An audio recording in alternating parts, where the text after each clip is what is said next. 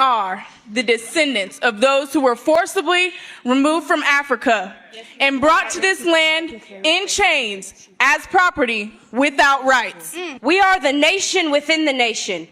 We are the country's country, into which all former slaves and some indigenous people and immigrants have not just come to, but have been formed into and labeled and identified as a core group of people from the United States of America, possessing any connected ancestry specifically from the African slave in America. These are Black people or African Americans. I mean, look at us. We are represented by every skin tone and every shade. A nation that has been taught to hate itself and to be divisive. Half white, merry white, Light bright, almost white, white boy. Mixed race, biracial. Multicultural, multi-ethnic, it's both mixed. Full black, dark skin. High yellow, yellow bone. Blue, black, purple too. blue, purple, mulatto. Quadroon, octoroon. One drop of blood rule, passing. Pretty boy, Democrat, conservative, Republican, liberal, roughneck. Good hair, cute curls. nappy heads, naughty dreads. You get the point. Yet, at the end of the day, because we're all descendants of American slaves, our primary image in America and from America to the world is black. Okay, first things first on the agenda. What exactly is this? Like, was this a Black History Month special or something? Who wrote this? Show me who threw this together, because, you know what? I'm just gonna go ahead and play the intro.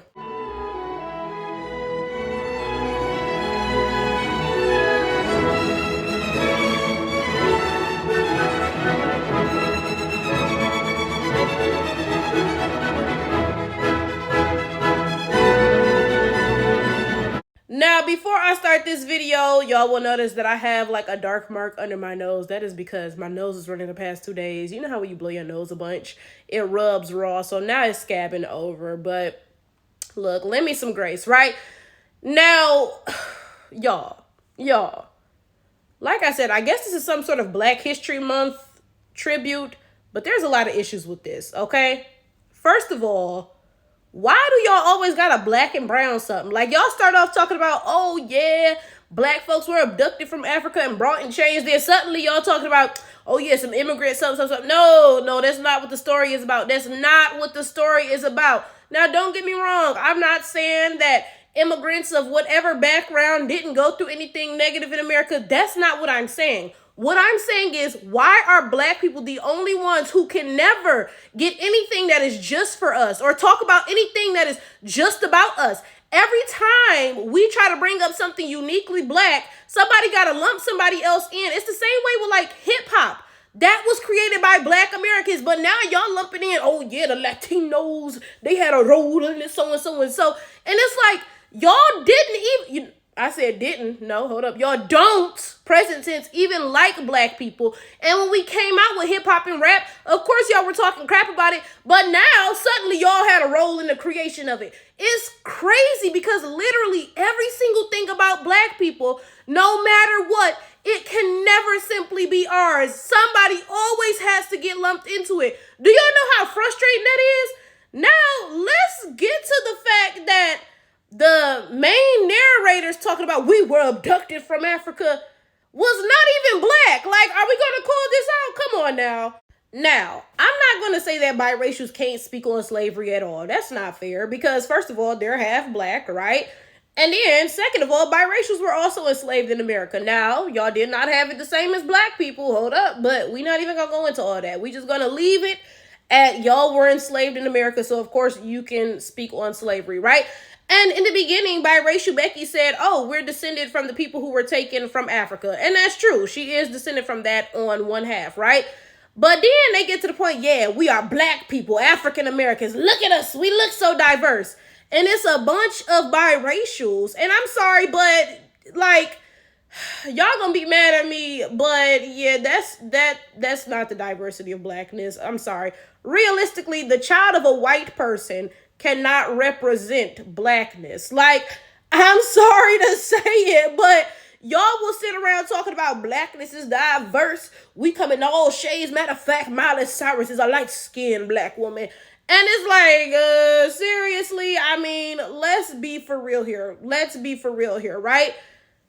In this country, of course, we have the one drop rule. Well, y'all have the one drop rule. I don't adhere to that, but y'all have the one drop rule, right? And the one drop rule states that one drop of black makes you black, right? That being said, somebody can literally be white, but be considered black because of the racist one drop rule. Now, before y'all come to this post trying to spin it into something positive, yeah, blackness be the dominant gene. First of all, that's not true. And second of all, that's not where this came from. The one drop rule came from white people saying that blackness is so dirty and inferior that a drop of it pollutes you and you're not good enough to be white, right? Now, that's the first thing, okay? But again, you'll have a literal white person who is legally called black, and then y'all will be talking about, yeah, that's the diversity of the black phenotype. That's a white person. I think it's disingenuous to have a bunch of biracial people standing up there talking about, look at us. This is the diversity of blackness. Yeah, look at how blackness can look. And first of all, it's disingenuous because one, you have a whole white parent. How could you possibly come to the conclusion that you in any way represent blackness when you are the child of a white person? Can we step into reality? I'm sorry, right? But then aside from that, right? Actual blackness is not celebrated at all in any capacity. At all, right? Go into a black school. Go into Detroit public schools, Baltimore public schools, anywhere you feel free, right? Go into a black school and listen to the things that black kids are saying to each other. Because I promise you, by and large, for the most part, they are not uplifting blackness. They are tearing it down. They're going to be calling each other crispy and black as an insult. They're going to be calling each other nappy-headed and this and that as an insult, right? They're going to be tearing down black phenotypes and uplifting non-black ones. Oh, you have good hair. Oh, you light-skinned. You a yellow bone, red bone, whatever, right? So as the child of a white person, again, I feel that it is disingenuous to sit here and celebrate your phenotype as the phenotypical diversity of blackness when actual black phenotypes are mocked and put down and your non-black phenotype is put on a pedestal in the black community. Like, I just feel like that's kind of messed up. I feel like when biracials pretend to be black, not only are they doing a disservice to black people, because like I said, you know good and well that you will be worshipped in the black community on the account of the fact that you are not black. Now, you might pretend you black, and black folks might pretend you black too, right? But we all know that you're not. We all know that you're not, okay? So, first of all, I feel like it's a disservice to black people, but then I also feel like it's a disservice to biracial people and the true story of what was happening, right? And let me tell you exactly what I mean by that. I feel like this little spoken word, little raggedy, whatever they was doing, would have been so much more powerful if they had actually told their story as biracials and what biracials went through during slavery, right? And let me tell you an example of that. When I went to the Whitney Plantation, and first of all, side note, I encourage everybody to visit the Whitney Plantation, okay? It's like an hour outside of Louisiana. You can, if you go to Louisiana, you can drive to the plantation, right? And it is amazing. Like, I'm not even joking. It's like firsthand accounts of the people who were enslaved there and all this other stuff. It is amazing, right? But, I mean, look, in that same region, right? Like I said, there's firsthand accounts from the people who were enslaved there. And one account specifically just came to my mind because it was from a biracial woman. And she literally said, how could my father do this to me? Like, the slave master is my father, and look at how he treats me.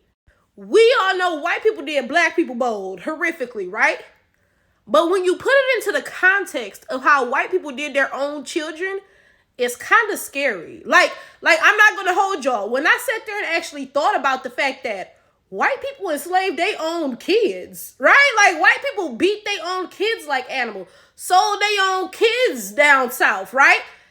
That puts the hatred that white people have towards black people and even non-black people, if they got a drop of black in them, right? That puts it like into so much perspective, right? And I've mentioned in a couple YouTube videos, the maternal instinct. There was one time I thought I was pregnant. Ooh, thank the Lord I wasn't, right? But I really thought I was pregnant, okay? And I was like, oh my God, because you finna get killed. Oh, I'm finna go to Planned Parenthood, right? But I felt so bad because as soon as you think that you're pregnant, there is such a strong bond. And it's crazy because it wasn't even nothing in my damn uterus. And I was already like, oh my goodness, my poor baby. Like, y'all. So imagine you carry that child for 9 months. You have that child, you know, et cetera, et cetera, et cetera. And then you just hate it. Like, what? Now, you know, of course, during slavery, biracial children were not being born of white women. They were being born of white men, right? But, I mean, I'm guessing the paternal instinct is strong too. I'm guessing. Y'all let me know, right? So when you put it into that perspective, that white people hated their own children, that kind of helps you, like, understand the severity of how much white people hate black people, right? They hate black people so much that, and it's weird because it's like, you hate black people, you beat us, you treat us like animals, you enslave us, but you're having sex with us and having kids with us, right? And then your kid's not even black, but you hate black people so much that because your kid is half black, you enslave and beat your kid too. But that's your kid. Like when I tell you, that puts the hatred like into a perspective that, you know, somebody can understand, because I really don't think the average black person understands how much white people hate us. I really don't, right? I'm saying that because as a biracial person, your unique experience as a biracial person is a powerful testimony concerning racism and what was going on during transatlantic slavery and so and so and so, right? So why are you sitting here pretending to be black? That takes away from your own story. Now, as I said, of course, biracials get to speak on slavery, considering the fact that they were enslaved here as well, right? It's only fair. But I'm not going to hold you. Something don't sit right with my spirit about the fact that this conversation about blackness in America was largely led by non-black people. like something is wrong about the fact that biracial people were the primary voices in this dialogue about blackness in America. Like, come on now, that don't add up. Now, don't get me wrong. I understand that these ladies have some sort of podcast or something, because I've responded to one of their videos before, and I'd be able to identify them fucked up ass outfits from anywhere. Come on now. If I saw them in real life, I'd be like, Becky, girl, I know that's you from YouTube, because them fits, what the hell is that? But you know what? I'm getting off track, right? Okay, so I get that they have some sort of podcast or something. So they're like, yeah, of course, we want to be the main voice on whatever this thing is, because it's going to be uploaded on our shit or our platform, whatever, right? But sometimes it's okay to take a step back. And let me try to compare this to something. Let's say I created a video on YouTube about slavery, right? And I was talking about, oh yeah, we were abducted from Africa, so and so and so, yada, yada, yada, right? So let's just say, for the purposes of this, okay, that there were some black Americans on stage and some Africans as well, because the conversation is about us being abducted from Africa, right? So those people were Africans, right? At that point in the dialogue, it's time for me to take a step back and for some of the Africans to take a step forward and depict that going on. Because realistically, you know, like, for example, say they're acting out losing their families or something, whatever, right?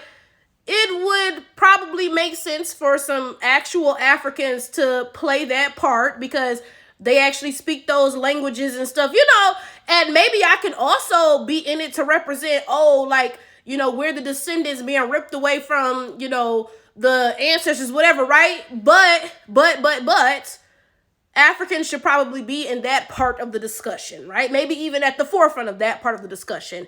And I'm using this example because, again, I get that this is their platform that they're posting it to, but you ain't got to be the forefront of every single part of the discussion. You can take a step back and let some black people talk about blackness in America, even if it is going to be posted on your platform.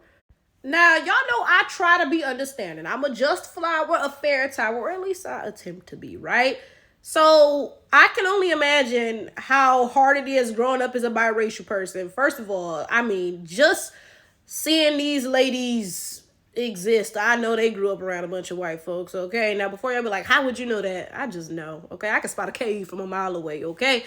So it must be hard growing up around a bunch of white people. And let's be for real, most of the time them white people is racist, right?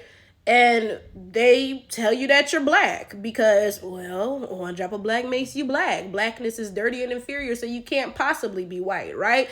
And before y'all come to the comments like, what? No, that's not what it means. So that's literally what it means, because you will never in your life ever have the audacity to call yourself white, because white people will never allow you to. There is a racial hierarchy. You cannot go up the ladder, but you can go down. That's why you feel comfortable calling yourself black, but you never attempt to call yourself white, right? So let's stop playing, okay? So I'm sure that creates some confusion and some, longing to belong, because you grew up around a bunch of white people who didn't really claim you and all this other stuff. And it certainly don't help that when you come to the black community, you get worshiped, because black folks see your non-blackness and they're enamored by it, right? So I understand how confusing, well, no, I don't understand, but like I said, I can try to imagine how confusing it may be and why you may feel like you should identify as black. But like I said, not only is that a disservice to black people, it's a disservice to you too.